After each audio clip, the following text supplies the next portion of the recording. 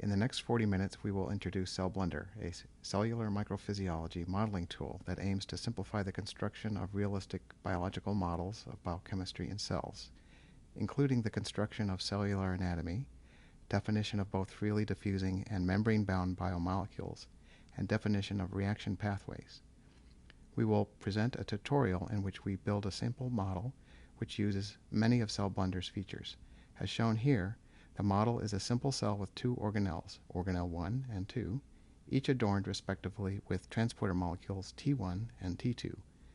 A freely diffusing molecule A is released uniformly throughout the cytoplasm, which reacts with T1 to cross the membrane of organelle 1. Another freely diffusing molecule B is uniformly released within organelle 1 and reacts with molecule A to produce molecule C.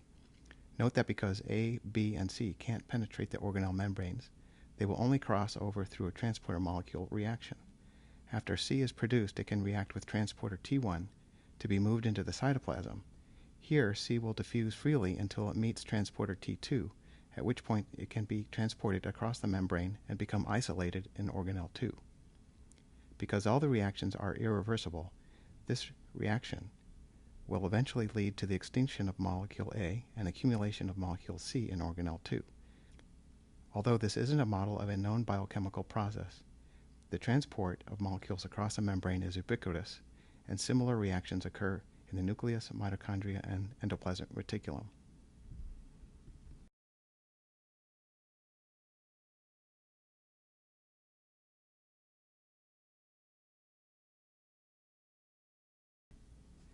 Before we begin building the model we outlined, we need to set up Blender so the CellBlender add-on is enabled. Under the File menu, choose User Preferences and select the Add-ons panel. From the list on the left-hand side, select Cell Modeling and then click the box next to CellBlender to enable it. Click Save User Settings. To verify the installation, let's click on the Scene tab of the Properties panel. We can collapse any unneeded panels, and note that a series of CellBlender panels are now listed. The next thing we need to do is customize our screen so it is more convenient for cell modeling.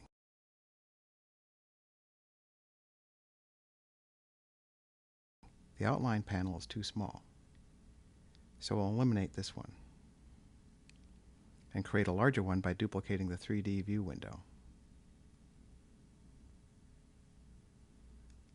Dragging across to make a pair of windows with a larger one in the center for viewing, and convert the narrower left-hand window into an outline panel. In order to make this setup the default setting every time you start Blender, under the File menu, click Save this as Startup File. With this save, we can now quit Blender and restart Blender into the new default layout.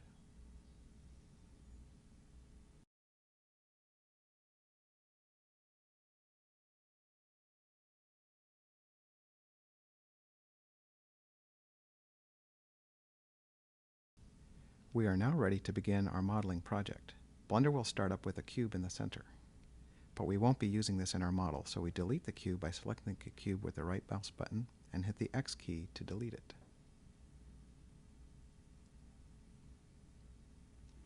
The next thing we need to do is create an icosphere with the Add Mesh submenu. This will represent our cell. Using the middle mouse button, we can zoom in to get a better look.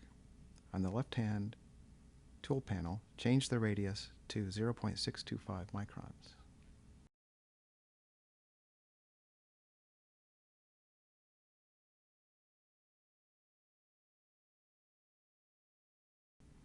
And increase the number of subdivisions to make it a better approximation of a sphere. We're going to crank up the number of subdivisions to 5, which makes a fairly smooth-looking sphere. We could make a more realistic cell using image data of real cells, but we'll stick with our smooth sphere and label it cell by clicking on the name in the outliner.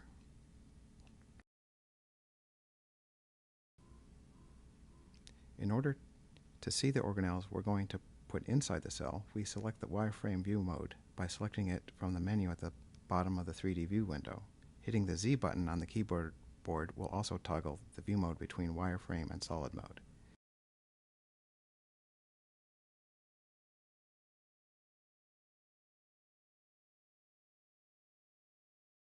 When adding our organelle, instead of using the menus, we hit the spacebar and type in the name of a command such as add icosphere.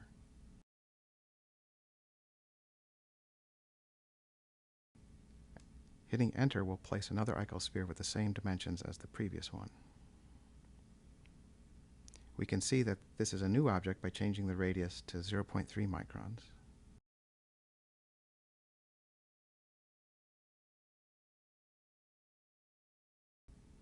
We're going to move this organelle, but first go to the View menu towards the bottom and click Use Orthographic Mode.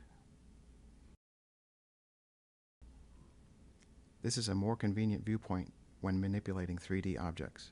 With this view, we left-click on one of the arrows at the base of the object and drag to our desired position.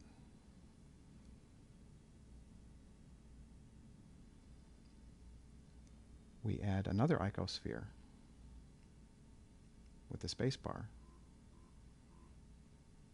hit enter, and change the radius to 0.2. Then drag to the other side of the cell.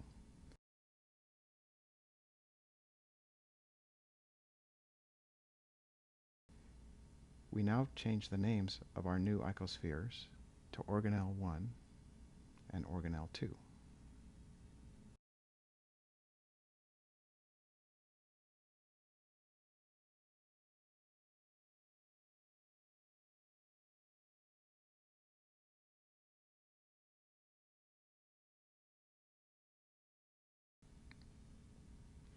We can now rotate around the cell to see the relationships between the organelles and the cell.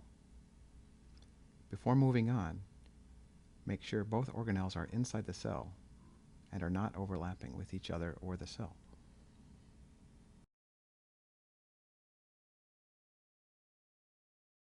At this point, it's a good idea to save. Select Save from the File menu to bring up a file system navigator. Navigate to the working directory where you'd like to store the projects and give it a name, in this case, demo.blend.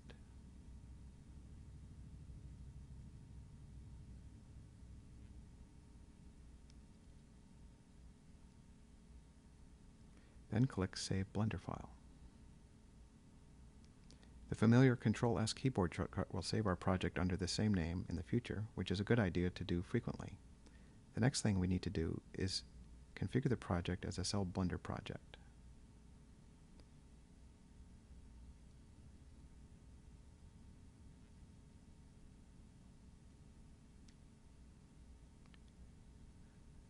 Under the CellBlender project setup, click on Set the Project Directory and navigate to the working directory where you would like the project to live, and select the directory by clicking Set Project Directory. Change the project base name to the desired name, in this case Demo, and then save.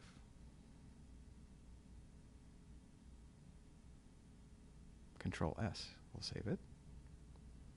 This step turns the project into a CellBlender project. The next thing we are going to do is create special membrane regions on the two organelles where the transporters will be placed. Selecting regions is difficult in the wireframe view mode, so we will switch back to solid view mode and hide the cell so that we can work on the organelles.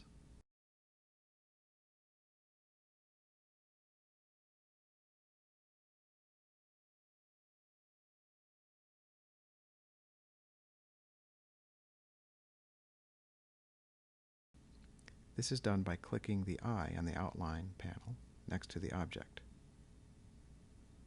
With the cell hidden, we select Organelle 1 with right-click.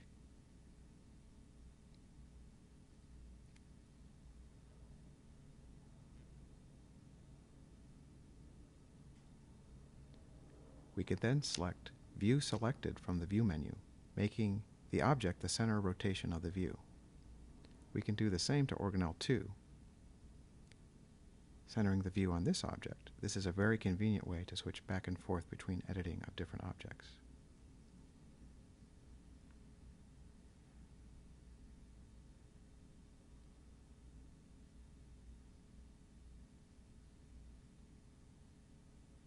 Next, we switch to edit mode using the menu at the bottom. This can also be done by pressing the Tab key. Object mode is used for manipulating separate objects within the scene, while edit mode is used for manipulating vertices, edges, and faces of a given object.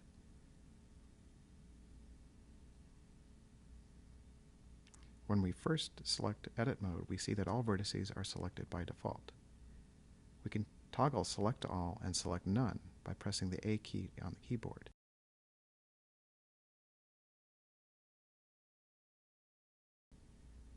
Or by using the option in the menu. Note that almost every option has a keyboard shortcut shown in the menu. It is helpful to learn some of the frequently used shortcuts to speed up your model building. At the bottom of the 3D view window are buttons for vertex, edge, and face select modes. We click on face select mode, changing the scene to show square handles on the faces and allowing us to choose the faces that will make up the region we are creating.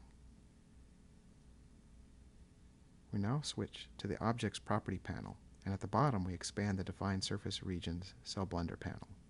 We create a new region by clicking on the plus button and changing the name of the region, in this case, to T1_region.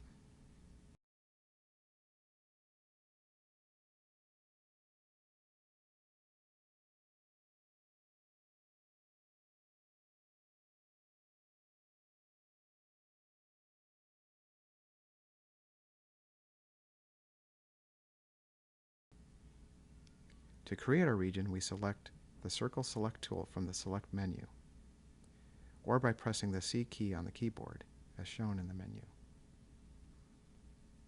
This gives us a circular selection tool that can be resized using the mouse wheel.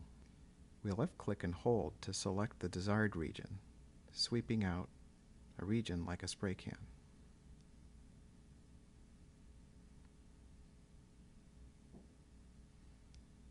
To make these selected faces be part of the region we created, click on the Assign button on the Define Surface Regions panel. To verify that we have assigned, you can use the Select and Deselect buttons in the Control panel.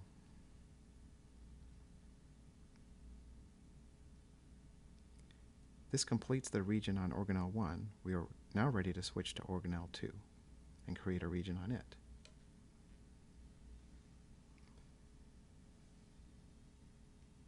We're going to create this region on the top of the sphere.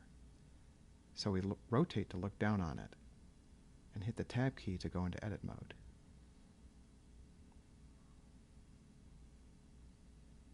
Edit mode remembers that we had left it in face select mode, so we again use the C key to select the circle select paintbrush and then sweep out a region that we like.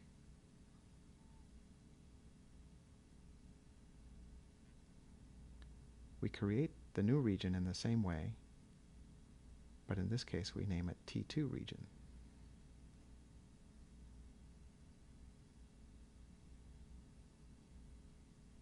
We assign the selected faces to the region and verify the operation using the Select and Deselect buttons.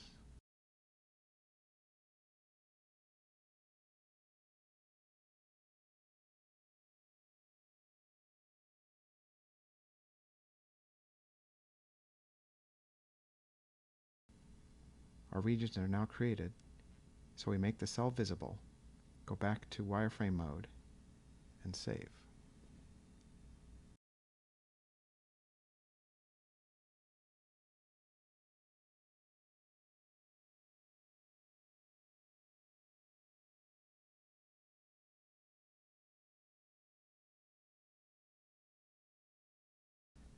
Now that our geometry is fully defined, we are ready to describe the rest of our CellBlender model.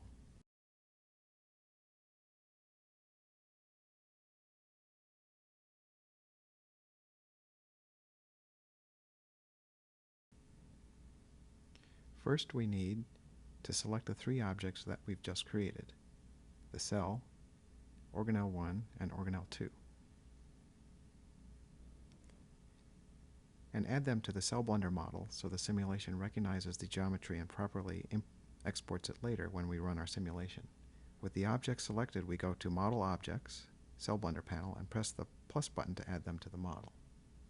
Our next step is to set the simulation parameters.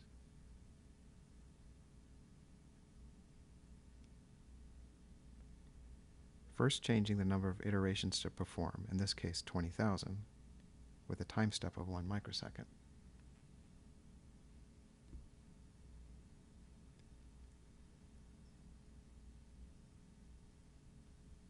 The next thing we need to do is edit the partitions which subdivide the simulation space into small cubes. This accelerates the simulation process.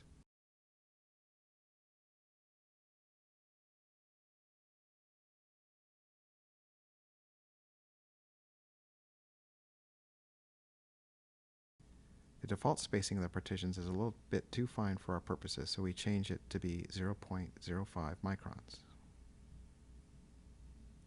Figuring out efficient partitioning in your own projects can be a tricky process, but only affects simulation speed, not simulation accuracy. Next, we are going to find the molecules that we spelled out in the outline in the beginning of the tutorial. The first molecule is T1. This is the transporter, which will be on organelle 1. It's a surface molecule, and its diffusion constant will be 1 times 10 to the minus 6 centimeters squared per second.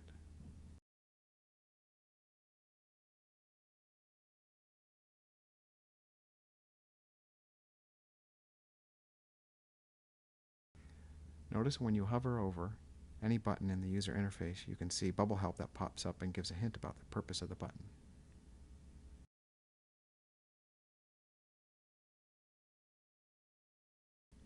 Next, we're going to add molecule T2, another surface molecule. T2 is immobile, so we give it a diffusion constant of 0.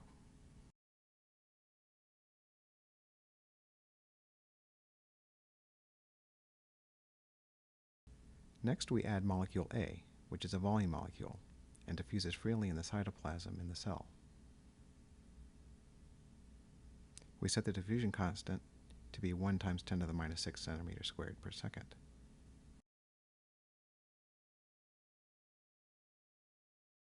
Next, we add molecule B, another volume molecule,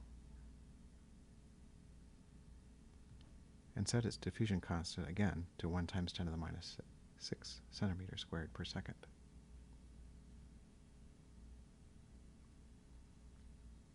We repeat for molecule C with the same diffusion constant. But notice we've accidentally declared molecule C as a surface molecule. But it's simple to fix.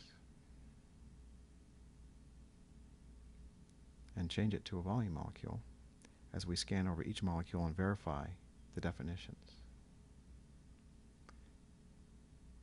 With all the molecules defined, we're now ready to define reactions.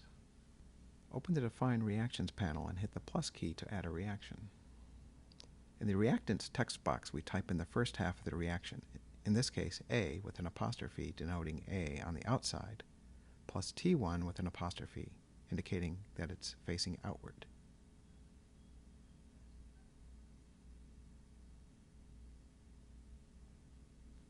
These reactants undergo an irreversible reaction to create products A, which means A on the inside, plus T1 apostrophe, which means T1 remains facing outward. The rate constant is 3 times 10 to the 8th per molar per second.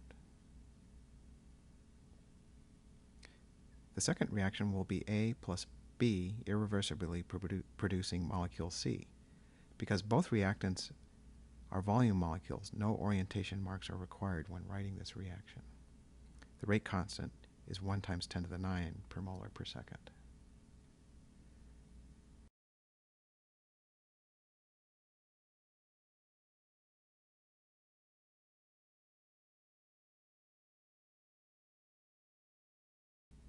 The next reaction is C, which means C on the inside,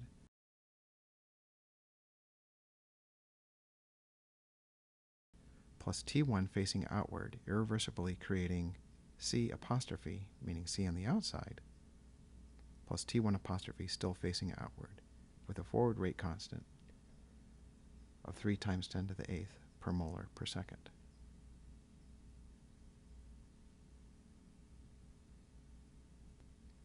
The final reaction is C on the outside plus T2 facing outward irreversibly creates C comma, meaning C on the inside, plus T2 still facing outward with forward rate constant, 3 times 10 to the 8th per molar per second.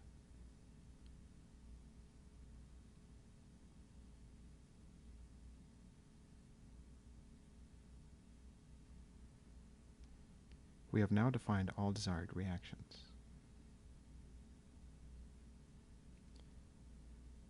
Next, we need to place our molecules at their initial positions within the model. This is done by creating release sites. The first molecule we are going to release is molecule A, so let's name the release site rel A.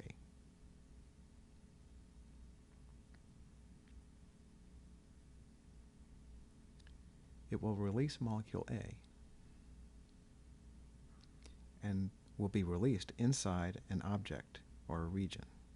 We want to release throughout the cell, but not inside the two organelles.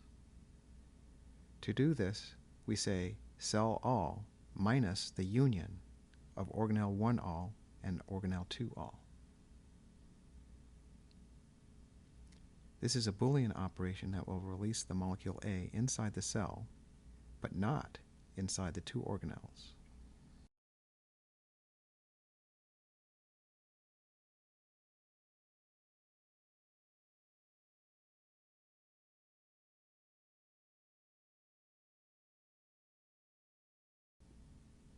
We're going to release constant numbers of A molecules, 1,000 of them. The next release site is to place molecule B, so let's call it rel underscore B. And this is going to release inside an object, but this time we're releasing inside organelle 1 all.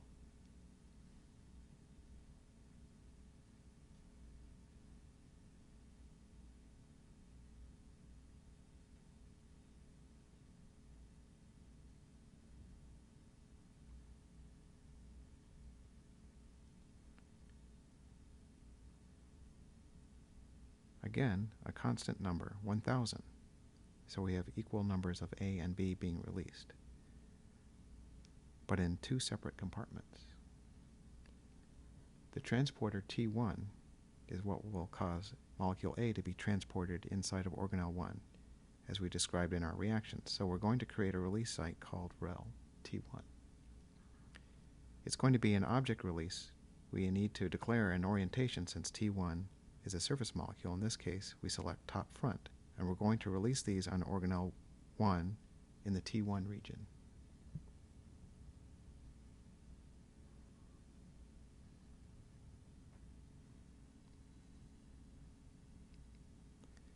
This restricts release of T1 to be only within the region that we created on organelle 1. And again, a constant number will be released, 1,000.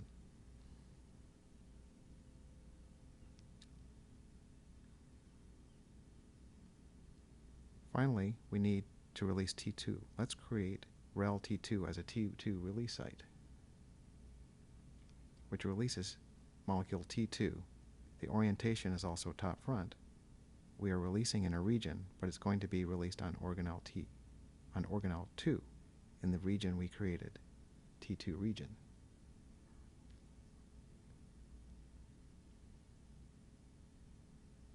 We release a constant number again, 1,000. We're now finished creating the release sites, and we're almost ready to run our model.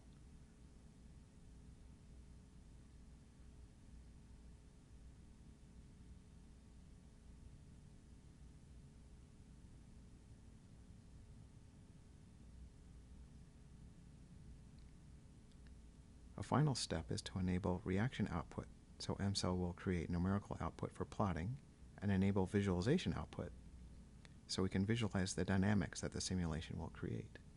This completes creation of the model. We save.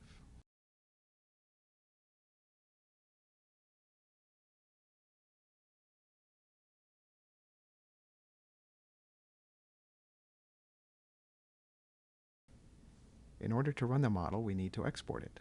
This is done under the CellBlender project setup panel. Click on Export Blender Project, This brings up a file navigation menu that defaults to the project directory that we specified. This is where we will save all our MDL files. MDL stands for Model Description Language and is the language MCell parses to create the model and perform the simulation. We could directly edit our MDL files using a text editor if necessary, but in this case the model is fully defined and ready to go. We switch to another virtual console on our desktop. Go to our directory where our project lives and run the mcell main file, which is called demo.main.mdl. mcell starts up, gives some useful preliminary information about the model settings, and begins to run. This takes several minutes. For the sake of time, we fast forward to the end of our simulation and see the completion of our run. Feel free to pause at this point and wait for your own simulation to finish so you can follow along with the visualization process coming next. We're now ready to switch back to CellBlender and visualize the results we just generated. In our original virtual console, we see our model as we left it. To visualize the results, open the Visualize Simulation Results CellBlender panel. Navigate to the working directory. Choose the Viz directory and then click Read Molecule Files. Blender tabulates the names of the 20,000 files we generated, which may take a few seconds. Visualization starts by displaying the position of all existing molecules at the first iteration step. We see that in wireframe view, the scene is confusing. So in order to better visualize what we've done, we switch back to solid view mode. But now the cell is opaque. To make the interior visible, we will make the objects transparent. First, go to the Objects Property panel and enable transparency for each object by using the outliner to select one object at a time and enable transparency.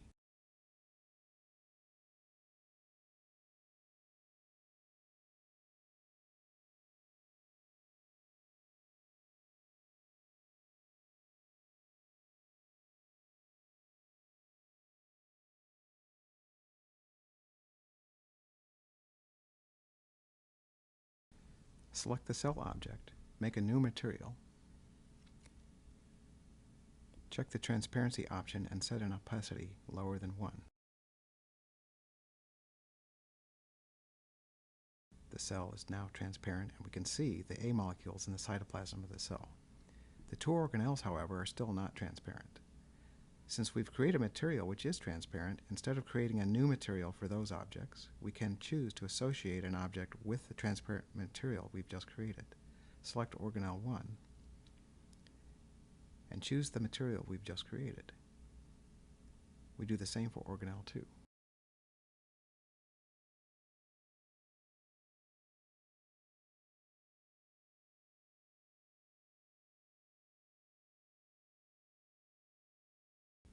With these settings, it's apparent that visualizing the dynamics of our model is much easier.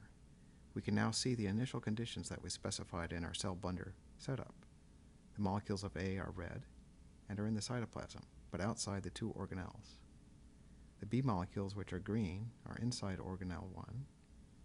The T1 molecules are shown in dark blue on organelle 1, and T2 molecules shown in teal are fixed on organelle 2.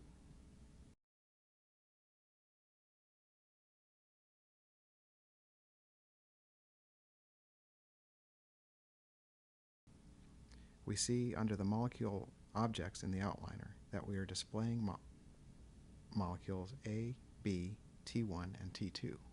Clicking on visibility icon, we can hide or show each molecule as desired. Notice that molecule C is missing from the list, but this makes sense because we didn't release any molecules of C initially, but expect C to accumulate as time passes. To be able to visualize the entire simulation, which is 20,000 iterations long, set the end time to 20,000 and select View All under the timeline. And then hit the play button on the VCR controls.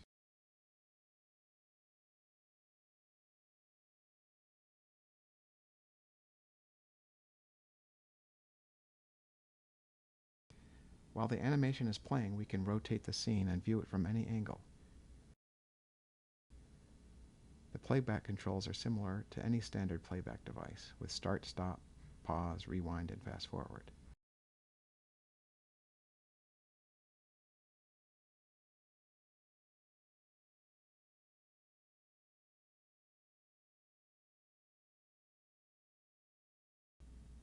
We can also grab the green bar in the timeline and move it through time as desired.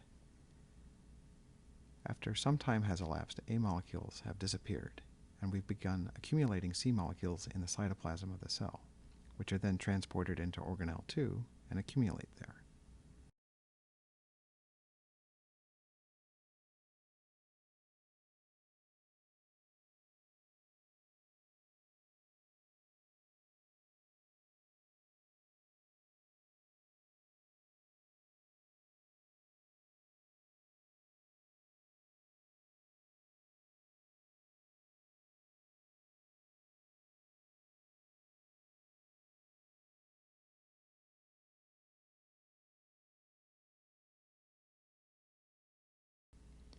When time runs past the end of the animation at iteration 20,000, Blender will automatically reset the timeline back to time 0 and continue looping.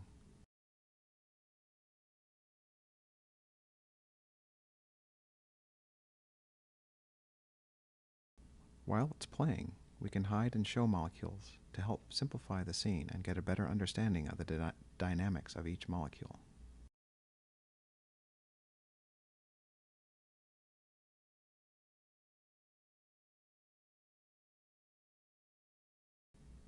Here we've turned off everything except C molecules, and we can watch them being created, transported into the cytoplasm of the cell, and accumulating in organelle 2.